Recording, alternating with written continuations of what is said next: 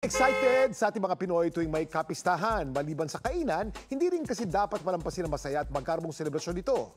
Yan ang kwentong kalye ni Jem Encinas. Jem? Kuya Kim, dito sa Malolos, Bulacan ay ipinagdiriwang yung Singkaban Festival at dumayo nga tayo dito para makisaya sa kanilang sayawan sa kalye.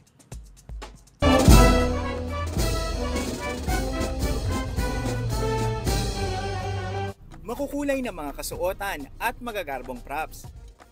Ang Singkaban o Sining at Kalinangan ay isang selebrasyon sa Malolos, Bulacan kung saan pinagbubuklo nito ang mga bayan sa probinsya para ipagdiwang ang mayaman nilang kultura. Ngayong taon, 5 grupo ang kalahok sa Indakan sa Kalye, nakakatawan sa iba't ibang kapistahan sa Bulacan. Kabilang dito ang Fiesta Republica ng Malolos, Tanglawan Festival ng San Jose del Monte, Chicharon Festival ng Santa Maria, Gulay Angat Festival ng Angat, at Halamanan Festival ng Giginto.